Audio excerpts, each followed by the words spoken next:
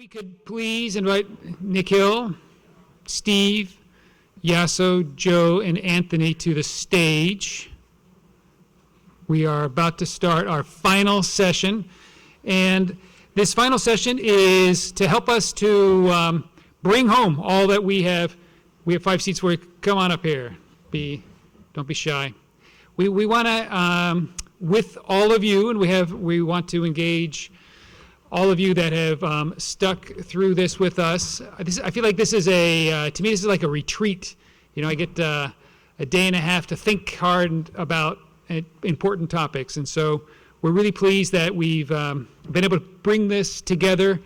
We are going to ask here at the end for some of your feedback and some of your feedback, because every year we think really hard about what is an important topic to bring to our... Oh, have a seat. You guys are very reverent. Please sit down. Everybody but Kai. Kai doesn't get a seat yet, because I'm going to give Kai the podium in a second. Joe, here's your seat. Yeah. So every year we think very hard about the theme, and we change it every year, of course, to try to make it as relevant as possible to what's important to growing Alaska. So I also want to take the opportunity before we start this last panel to thank Kai. Kai is a co-conspirator.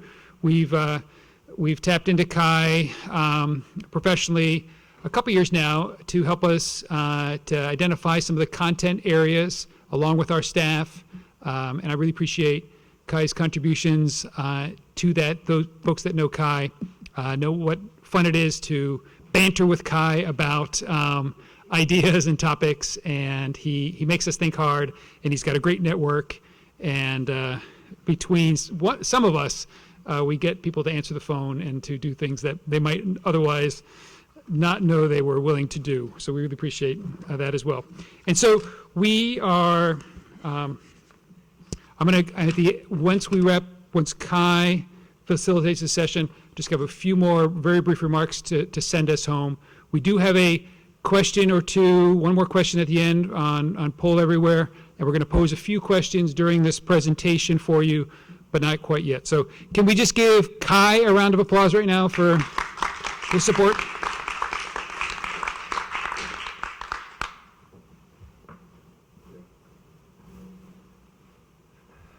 Well, welcome one more time, everybody. And I'm just reminded sometimes I get accused of asking Kai questions.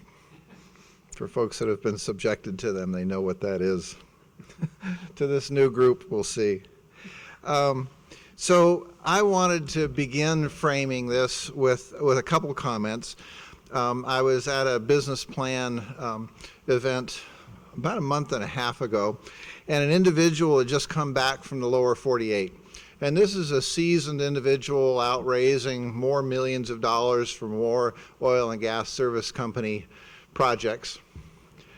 And he came back and he said, something's changed. He said, I went and met with 5 investors in a couple-day trip down the lower 48. And every single one of them at the beginning said, tell us about your ESG goals and show us your metrics and your progress. And he was unprepared. He hardly knew what they were asking him for. And he came back from that trip, and that's when I saw him back at the UAA campus for an entrepreneurship class. He says, if we don't understand what's going on in the world of this ESG transition, we're not going to be ready and we're not going to be investable. And it was eye-opening for him. He says, we got to pay attention to this stuff. So this focus that we've had on purpose and shared value is really timely, it's really important, but it's also an opportunity, as this conference is each year, to kind of begin understanding where's the world going and how do we make a big step forward. And each year I come away from the conference with a set of new ideas and perspectives and connections that change how I see the future. And I hope that's what we're beginning to develop here as we've developed purpose and shared value, again, I guess after 10 years, but also bringing in this carbon transition. Our world is changing, and we are in a remarkable place to take advantage of that change. I also want to reflect quickly on the individual presentations here, because we saw some different perspectives on purpose and shared value. including we saw some references to ESG. Everybody know what ESG is now? I remember at some point somebody in the audience popped up and said, "Stop your presentation, Sharon," or Sarah, excuse me. What is ESG? Environmental, governance, and sustainability. And we've heard some people talk about DEI. How many people can do DEI now? Diversity, equity, and inclusion. And in one of the presentations, and it actually showed up a second time, we started talking about triple bottom line. And we had to think, okay, what's triple people, profit, and planet? These themes keep coming up at this point, and purpose and shared value kind of ties them together. But we need to understand these different nuances of how we build our organizations in the future. Anyway, Nikhil has helped us see the case that building a better world aligns with and helps us create better businesses. Sarah yesterday showed us how in a large, diverse organization, stakeholders can be engaged and they can be a part of guiding, setting objectives, and then measuring the results all the way down through the organization from the top to the bottom and back up again. And Stephen came in and showed us how even a small business, indeed even a startup, has an advantage of even beginning to chart their course based upon creating a mission, purpose-based business. And in fact, he argued that it's maybe even easier for a startup because you don't have that organizational initiative and decades of past practice that you have to maybe realign in there. So we've seen these different perspectives that I hope begin to show you different lenses that we can look at purpose and shared value. And I hope you've enjoyed it as much as I have. Wrapping up today, I want to try and come back to a few of these thoughts. And I invited folks when I shared the questions earlier today to kind of push back and maybe tell me I've asked the wrong question. But we'll begin this way, and maybe we'll see how it goes at this point. And I want to begin where we began with Nikhil and FSG, and just asking you how you've seen purpose and shared value evolve over time. And what trends do you see emerging in the future? And how do you envision these trends shaping the way businesses operate and what they mean for organizations in Alaska? Big question, high question. Let me get you a mic. It's like 12 questions in That's the way I roll. Yeah. I'll try to be brief, although that could take an hour itself. So I think one of the big trends is where we also started, right? The shifting expectations that stakeholders are having. I think just the story that you shared, Kai, demonstrates that, right? Investors are asking, but it's not just investors. We're seeing this from all stakeholders of companies. And what it means is that they're 10 years ago when well, I wasn't here, but when Dane was here talking about shared value, it was a lot about how do you find a part of your business to really start creating shared value. And what the trend is now, or that what we're seeing, is that actually you want to shift your entire business towards creating shared value, towards having a purpose, towards really addressing a social or environmental problem. And what that also means then is these pieces that we're hearing, ESG, DEI, shared value, the various pieces of it are no longer in silos, right? So when we create, it's not just a job to do this through your HR and DEI, it's also to think about it through your business lines, to think about it through your suppliers, to think about it through all aspects of how your business operates. I think the other trend that I would add to this is what we saw after we released the Purpose Playbook in 2020 was folks that felt they were already doing purpose wanted to know what was coming next. And that came through this integration of having a much sharper focus on equity in the way you think about addressing your social or environmental problems. So not just knowing that this is a problem, if we were talking about healthcare and access to health, how do you think about actually solving for those who are facing the greatest disparities, the greatest challenges, the greatest barriers, the greatest inequities in health and healthcare, to when you design your purpose and design how you're going to implement your purpose. And that's a very tall order. It's much easier said than done because the problems themselves are so complex and thorny. Cool. I think I answered maybe 4 of your That's fine. Do any of you, I don't necessarily need to do the pass the microphone. Do any of you want to kind of pick up on any of Nikhil's thoughts? Otherwise, I'm going to go to Joe and Anthony. But if anybody wants to pick up on that thought. Going once? Yeah, go for it. I think the trend is constant. We're not quite on yet. Can you... Constant evolution and growth of your purpose. Like there's a core to it, but if you keep on evolving and adding these different layers, you get to the new trends. So I think that's an important part of it. Yeah, I like that evolution. So with that in mind, I wanted to turn to Anthony, you and Joe, and kind of go to the other end of this and ask you what you've seen about how this purpose is incorporated, both not only in your existing organization, but I'm really more interested in, as you acquire new businesses, as you form new businesses, how are you rolling this out into the rest of your units and deepening that connection? Sarah touched on this a little bit if you were here and talked a little bit about some of those examples where she saw that. And I think you may have mentioned it, Anthony, also, but I wonder if you could just expand on how does this fit into acquisitions, new ventures, and rolling this out? Yeah, I think number one thing is just great intentionality with it. Our structure was designed for our values to be most impactful in the businesses that we're investing in. You know, our value set doesn't fit every industry. So just being in the industries that we picked, our value set has a great mesh with it. But then the intentionality comes from the knowledge that you're not going to find the value-oriented partner in your first meeting. And in fact, the very first seafood investment we made took 18 months, and I believe our COO, who just has great capacity to meet people and give quick calls on them, met 500 different seafood companies.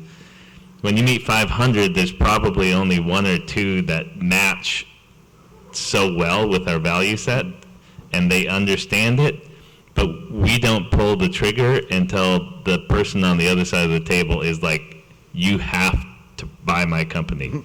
I need to be part of Sealaska. And when that happens, you're starting from such a better base. The owner, the partner, the business partner understands your values intimately from the very first go, and he probably has instilled those values in his company maybe to a deeper degree than we have. So in my mind, that intentionality is one of the best ways, and we do it when we hire too.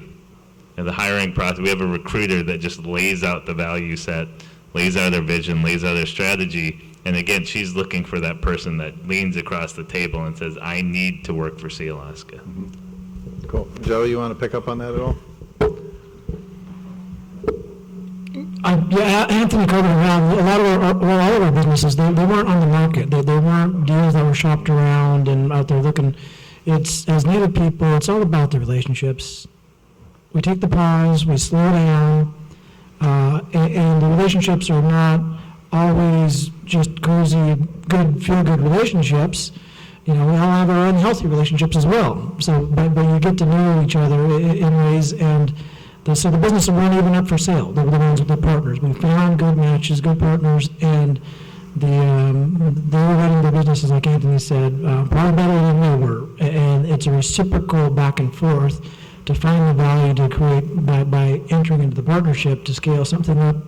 And then find other partners that have that. We have a philosophy of we can't meet our mission alone. And it's really going to take a lot of other partners to come to the table and help.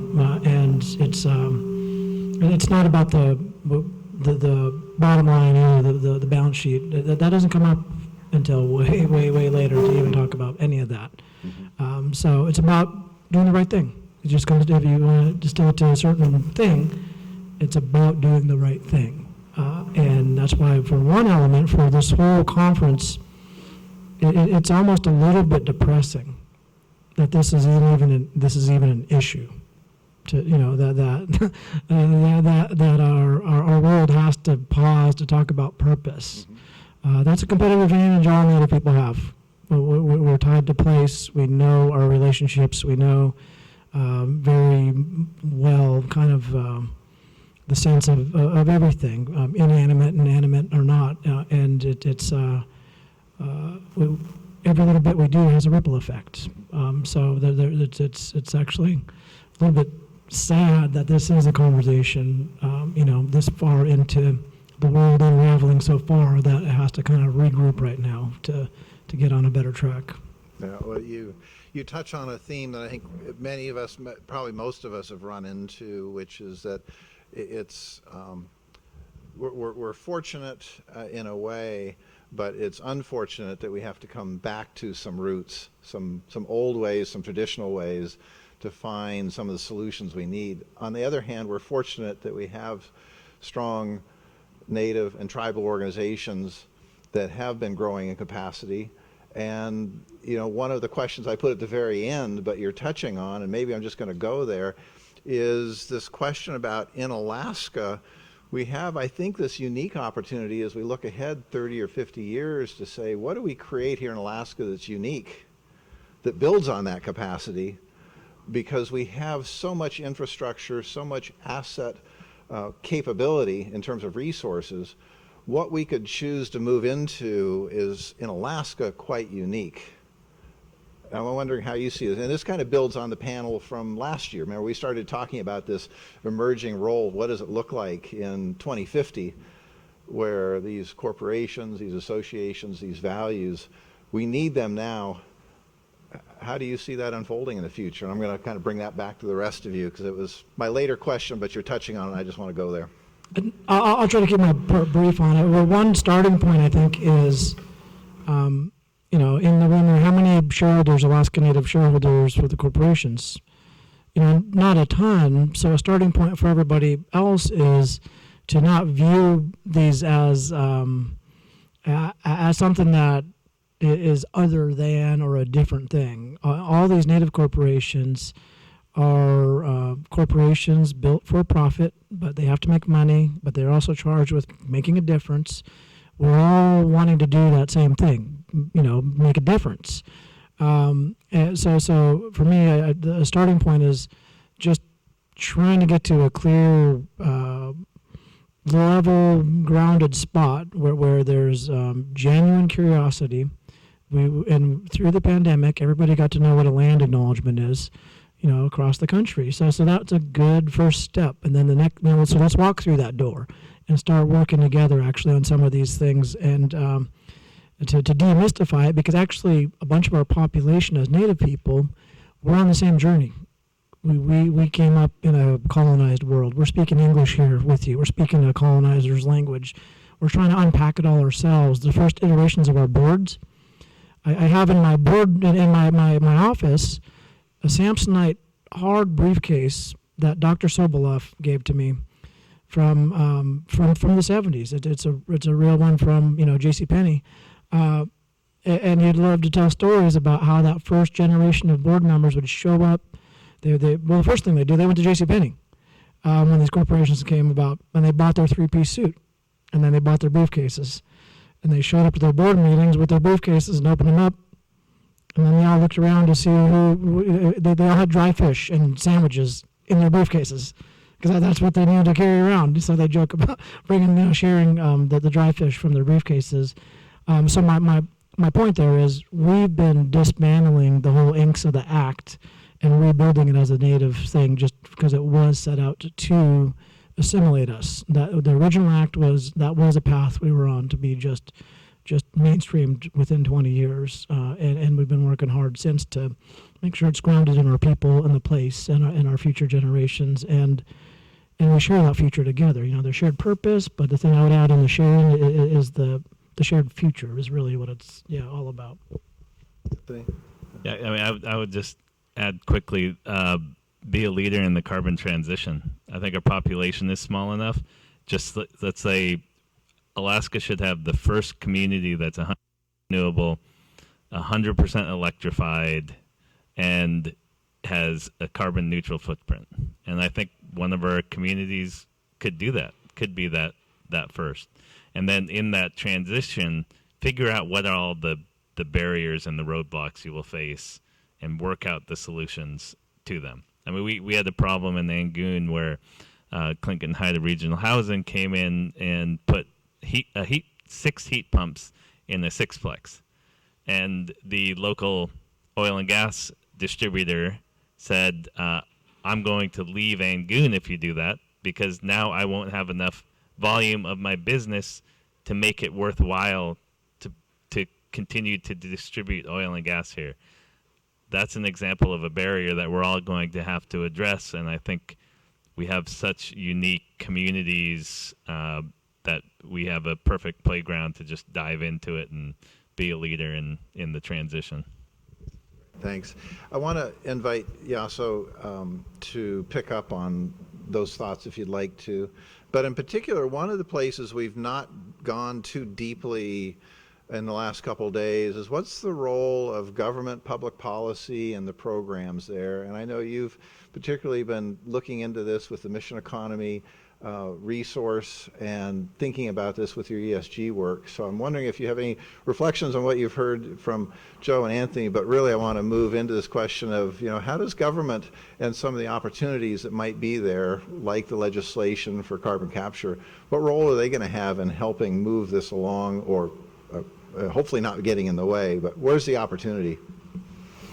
So before I begin, though, I just want to give a shout out to APU because you mentioned ESG and the question that came up earlier. And we are teaching it in the classroom, in the MBA program. They are talking ESGs, they're talking benefit corporations. And so I just want to say that. But Joe did mention partnerships in his response, and Anthony too. And I think you mentioned the mission economy. Some of us are getting together and reading a book called Mission Economy by Marianne Mazzucato. She is a woman who started this Institute for Innovation for Public Purpose. And she's a faculty at the University College London. She is consulted with the Euro and our government as well currently. Essentially what she talks about there is this partnership. What is essential for us to make these things happen is that the government, the private sector, and the entrepreneurship, the universities have to come together to form these partnerships. And the other part about that is that she uses the Apollo mission as an example of how the government, by taking on the mission to go to the moon, generated so much value in terms of new knowledge that even today, many of the technologies that we are using came out of that research. Internet is an example, right? It's not only did we go to the moon, but we created so much value out of that kind of research. And so when you talk about what can the state of Alaska do I see Alice Galvin here? Yes, hello. I just want to say, I just wanted to recognize you, please. I didn't ask you to stop, but in terms of what we can do is that when we see the federal government, some people frame that the way that universities are seen. Universities' major customer is the federal government, they say. That's because federal government gives the money for new knowledge creation, research, and discovery, which then the private sector will come in and take and create the enterprises to make it happen, right? So when that happens, when we bring those monies into the universities, our state government should support that by not cutting funding for the universities, right? Because what happens there? You're taking away what resource we need in order to make use of that funding that's coming in for new knowledge discovery. So that's really important.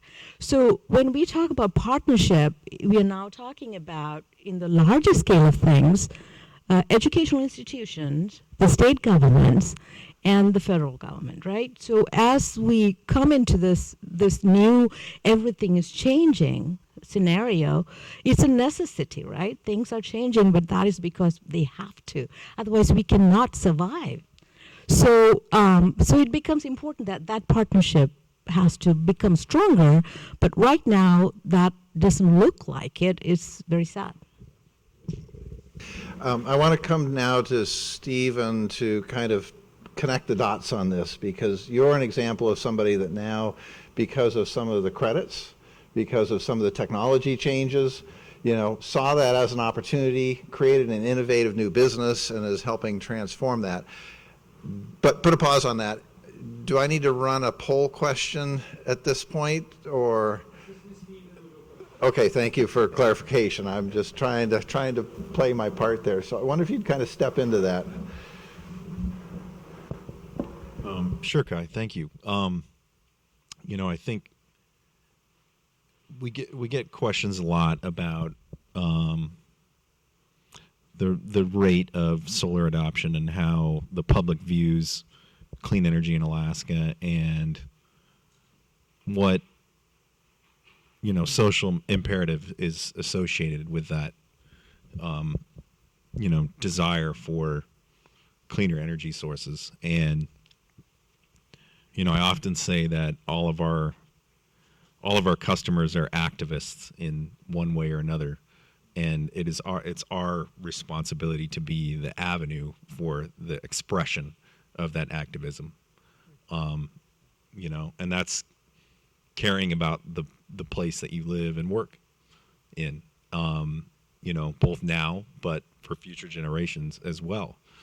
And, the intersection of policy and research and industry has created this opportunity now where consumers are the ones being incentivized to adopt clean energy, and that's what it should be.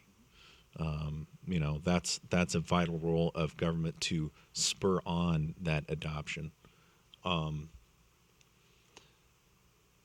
And so we, in a lot of ways, pun intended, we always see the sunny side of things because of that. And it's really our mission to let people know that opportunity exists, And one of the things that bothers me most about doing business in Alaska and the way that we have, historically embraced our isolation in many ways, is that we think we're too small of a population to have any kind of meaningful effect. And we can't afford not to anymore. So we have to have an effect, and we do. And we need to see, more things like this that talk about the things that are happening, with organizations large and small, and the intersection of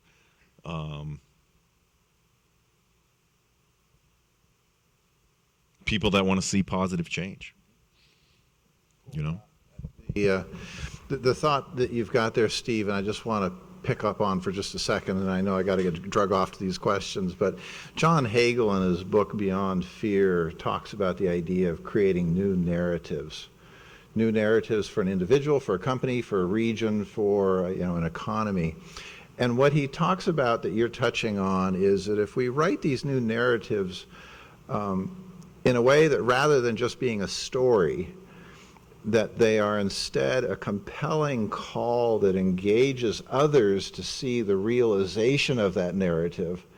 So that what you just described, where what you're doing is creating opportunity for your customers to be a part of that transformation, I think it conveys a really fascinating lens for all of us at all levels to think about how do we create a new narrative for Alaska that engages Alaskans in creating this future, that it's not for somebody else, we hope they will do it.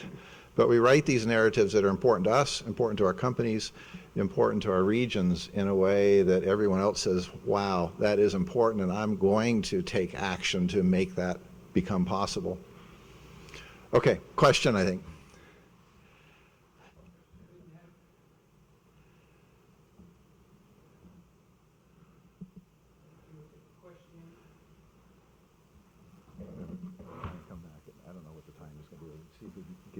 Final word to tie that together if you'd like to. Okay. All right. Thanks for that. Do you want this one? Are you trying to get a mic here?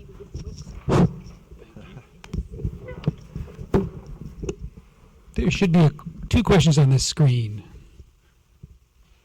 Perfect. And they have magically segued right to this question about the conversation, despite Joe's provocative sentence claim that we shouldn't even be talking about this. We do need to talk about this. And who's missing from this conversation? So we want to ask you at your tables to talk about this. This conversation about purpose. We have 2 B corporations in the state. We know that we have excellent examples, but who's missing from this conversation? So we want you to just take a moment, think about that.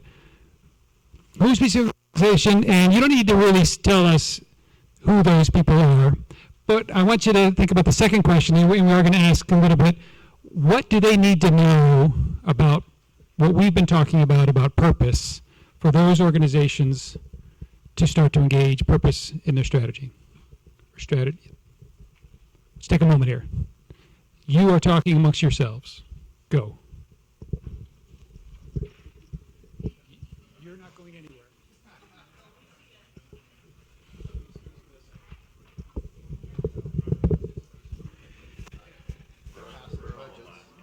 Rural Alaskan, that's another good one. Students, that's an excellent one. We have too many students. Spring break has been an issue.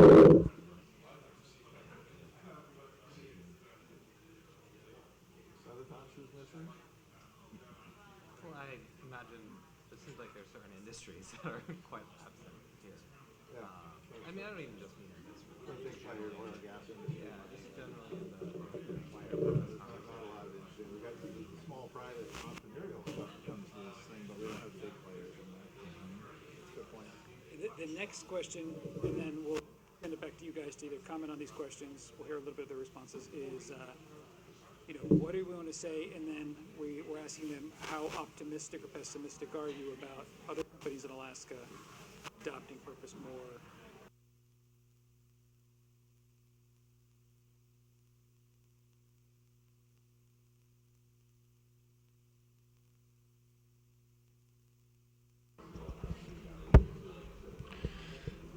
Okay, who's got something to share? Thanks for coming. You got something to share? Here we go. We had 2 missing at least. All right. So we thought of a couple groups. We have an elected official here, which is excellent. It would be wonderful if we had more folks who are holding public office who are interested in innovation. We have 1% for the arts. What if we had 1% for innovation?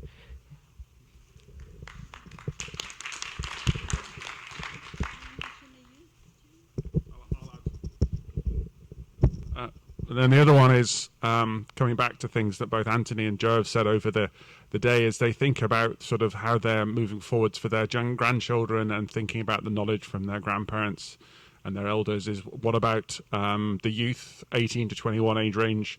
What do they think of for purpose? What do they think of for shared value when they're looking at jobs in the future, coming into companies? What do they want to see so they stay here when they graduate high school or get to the age where they're looking for full-time employment and don't leave Alaska?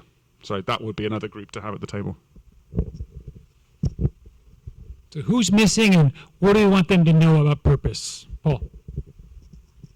I'm not prepared with the answer to number 2 yet, but yeah, I think on this table over here kind of touched on a good point. It's kind of a point I brought up as well. So I think we should make a point of, purpose-driven activity is meant to, it's meant to benefit communities, and so we should have representatives from the communities. And so I think it is great that we actually have not just one.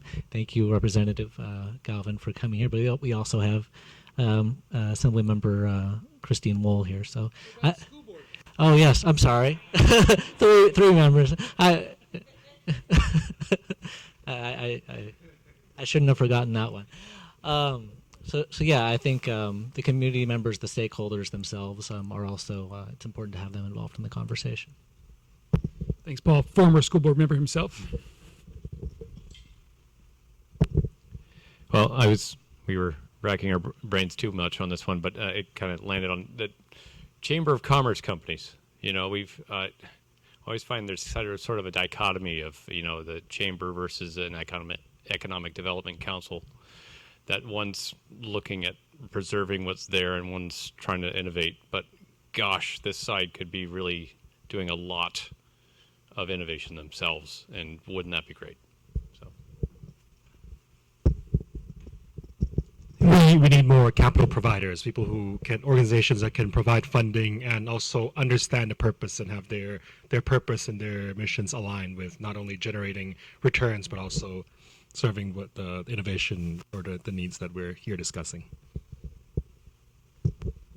Any further comments? Let's just take a look at this next question, and maybe we'll maybe turn this over to Kai and the panel, just about how optimistic or pessimistic are we about the late work ahead of us? Because we're purposeful about this event, that we think we need to have this conversation because we need more of our companies to be to do their businesses in a different way. Yeah, how optimistic or pessimistic we are, I don't know. Would love to hear. I'd love to hear some final comments, Kai, as we close out, about what is the path forward from each of our guests' perspectives. Thanks.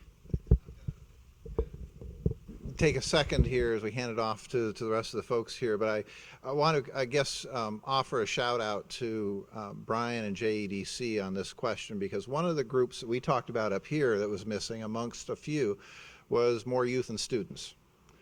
And, these are the folks that are going to inherit the decisions that we're making today.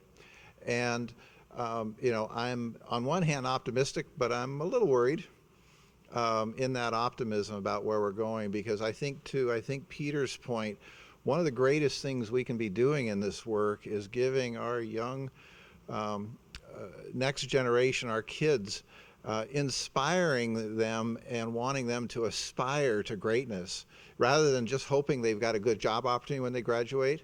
I want them at 6th grade to be excited about the opportunities that they have, because they are then going to want to work harder in school and get great grades so that they can get into the best schools, because they want to get the best degree, because they want to come back and be the most competitive employee. How many companies do we have in Alaska that would inspire a 10th grader to their best? We need more of those kind of companies that a 10th grader says, I'm going to bust my butt to get the best grades I can because I want to get into the best school so I can be the best applicant to work at that business. And to credit of JEDC, the youth I see getting to work with them and the folks that are working at JEDC, the integration of the students that you brought in at the beginning of this, reflecting on that, the set of values of they need to be a part of this discussion. I'd like to see them a part of the whole discussion through the day and a half, but you've brought them in, Brian, and you've got this group of folks working at JEDC that to me are young, vibrant, they're engaged, and we need more of these kind of folks. So sorry I'm getting on my soapbox, but now I'm going to give it over to the panel here for your closing thoughts on these questions about, who are we missing? Are you optimistic, pessimistic, and where do we go in terms of integration of this in the future? I'll start because I'll be tasked with trying to keep it brief. So I'm optimistic, but I'm optimistic because we're pretty far off the rails. As a country, we don't do very well on a lot of education markers. As a state, we don't do very well on all these things either. We brought up young people education. The systems need to change. The systems need to be deconstructed and rebuilt. And in Alaska, we are stepping forward to lead a little bit. We have the tribal compacting for education as a pathway that is creating a lane to do things differently. And that wasn't driven by policymakers. That was driven by people on the ground, the doers, that were pushing an initiative that actually got our elected officials to say, no, we're not going to put that on the ballot because we need to just not have this battle in the public. Let's just deal with it. It was a small win, but it was also related to the recognizing the tribes, acknowledging that there are 229 federally recognized tribes in Alaska. They are by definition the front lines to every one of our village communities, just by definition. A lot of these communities don't have Public safety. Some of them have schools now. Some of them don't have running water. Central, just basic infrastructure. So there's just we can't get farther off the rails. So I'm optimistic because there's only one way to go, and we need to stay hopeful because the world's on fire, and we need to do something about it so our grandkids have a place to live just like their grandparents did. I agree with Joe. A burning platform is a great place to start. It creates a nice need for change, but optimistic for sure. Our youth are what Joe. They're like looking at us and saying, "That's obvious. Why weren't you doing this a long time ago?" They're teaching us he, they, them, and they get it in a manner that is just beyond what they put it in a way that you're idiots. We're going to come behind you. We're going to fix all this.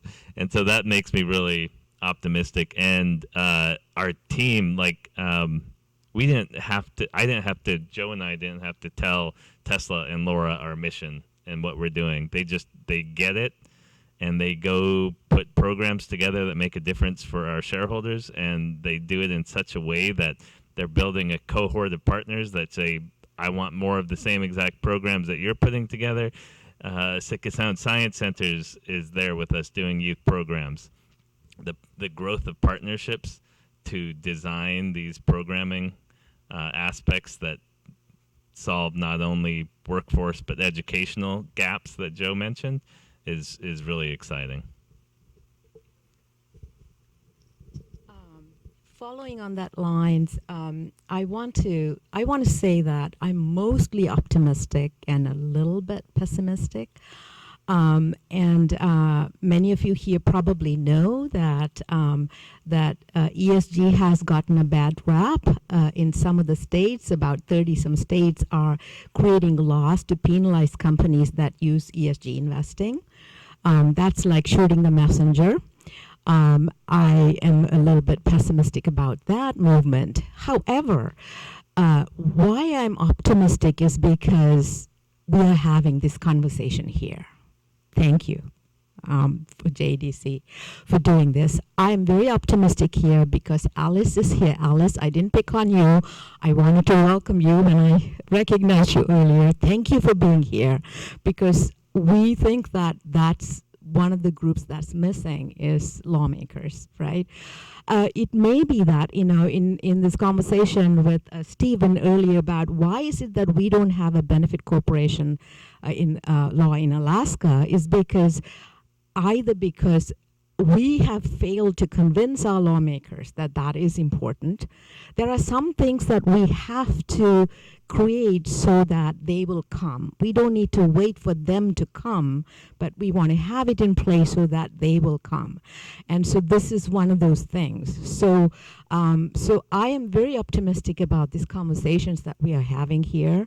We need to have more of those. And I'm very optimistic about the education piece. I think that we are starting to get this message out to the schools at the university level as well. So those are really good things that I hope that will make a difference.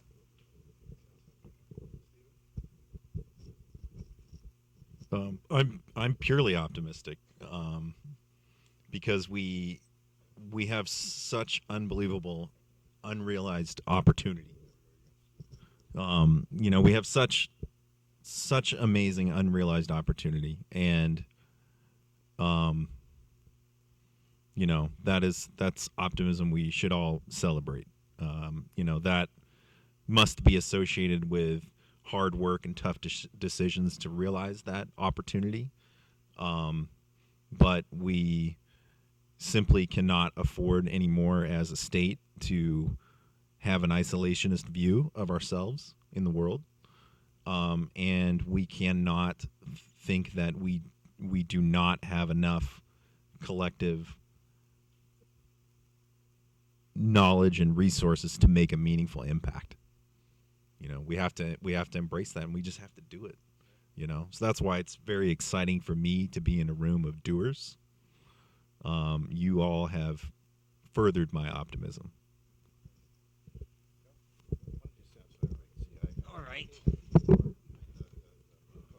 I told Kai that you all have seen my face more than enough these 2 days. I'm a little bit with you. Yeah, so I mean, by nature of this question and being up on the stage, hopefully we're all somewhat optimistic, but I have a little bit of pessimism, so I'll say one pessimistic point and then two optimistic points. Hopefully that'll rebalance it. I'll start with the pessimistic. I think there's a group that's missing in this conversation, and it's those who don't benefit from the profits of capitalism. And we all are in this room because we believe in capitalism, but we know that it doesn't work for everyone, and we need to bring them into the conversation. So the people who don't have running water, the people who don't actually get to access education, who want to access education, we need to bring them into the conversation and design around them. And I think until we do that, I'm a little bit pessimistic about how far we can go here.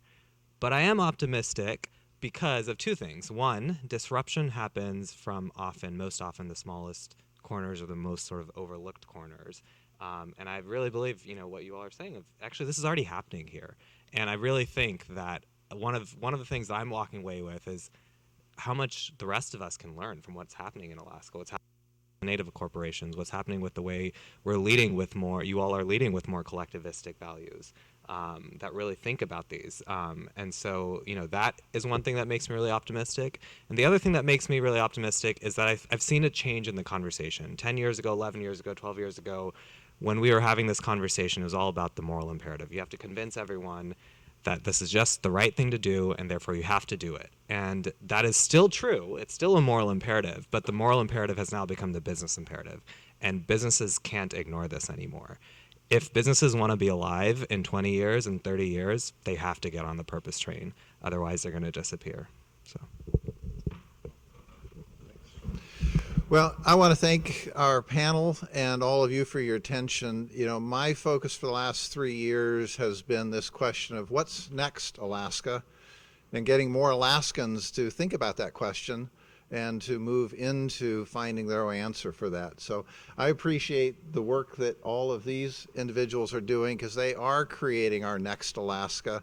And I hope all of you are motivated from what you've heard today and yesterday to be a part of that change. So let's please thank our panel, and then we'll be ready to close up. So thank you.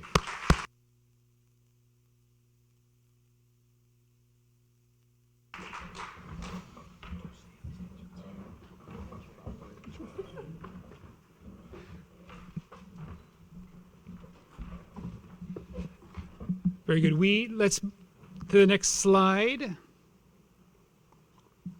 Wonderful. Perfect slide. We got to thank our sponsors, and we do have one more poll, but I want to thank so many people for making this possible. Where is this amazing team of JDC hiding way up in the back? Yeah, you can barely see them.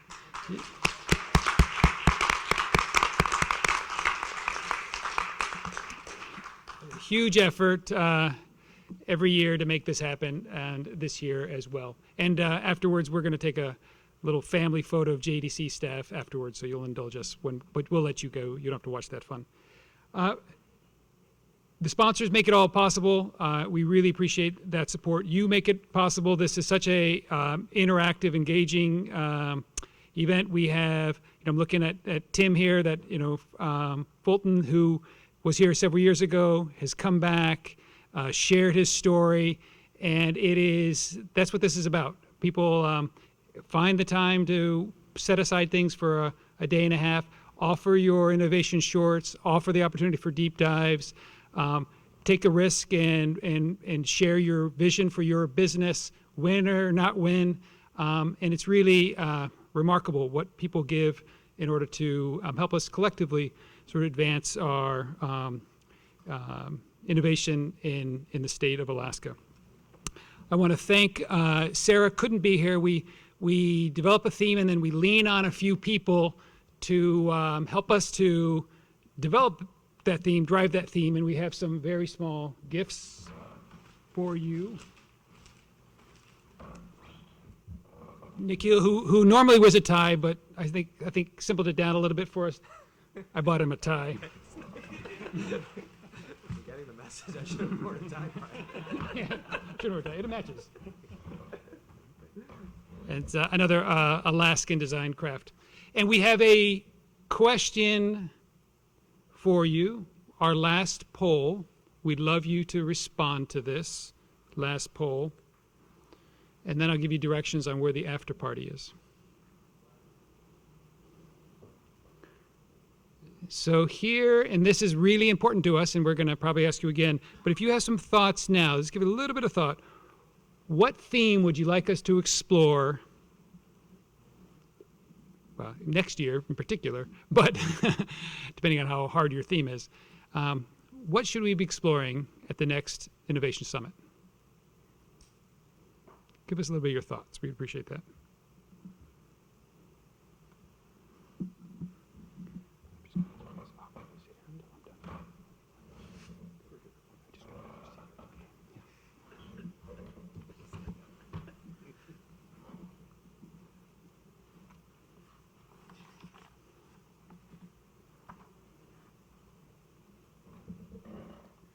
Oh, come on, 3 results. We got to do better than that, guys.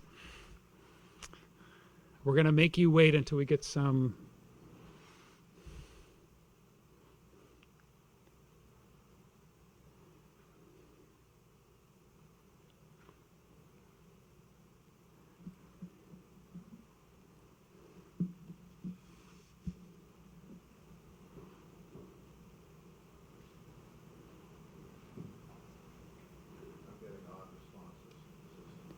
Odd responses?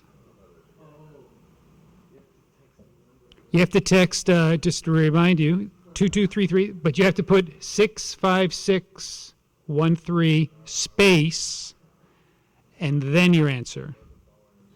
Right? Can I get the JDC crew to come on down?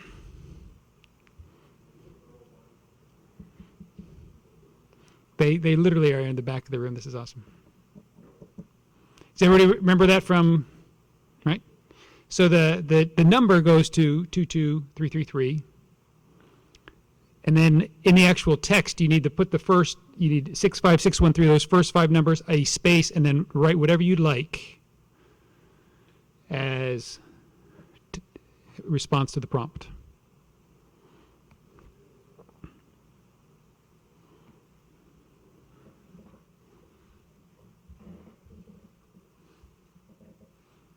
Excellent. Well, let's see some of those results, please. And I want staff to be paying attention because we're going to have to do this next year. Tomorrow's Alaska strategy. Oh, here we go.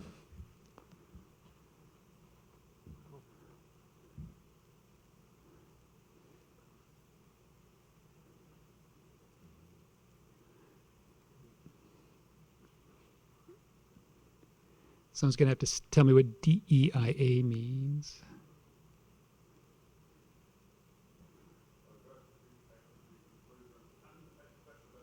And accessibility. Thank you.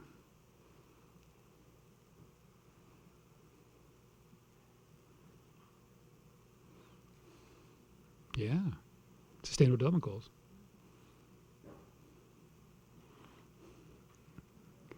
Nice. Someone's going to let us use a cultural theme.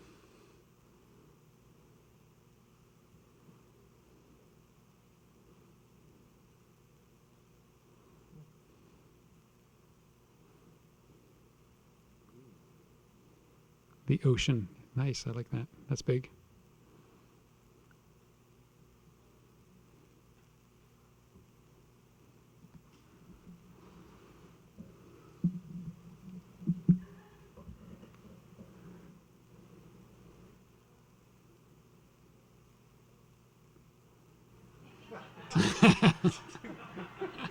Okay, I'm going to figure out which one of the staff put that up there.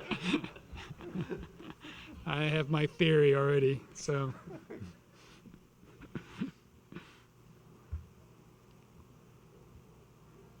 This is kind of fun. I like this. And it's got to finish in a minute, though, because I promised we'd all be done by 5.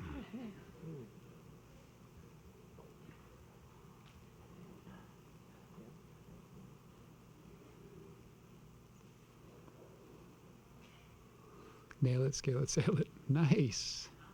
We got some marketers for us. We need some marketing help next year, too. I hope your system is saving all these. Yes, yes, yes, we have them all.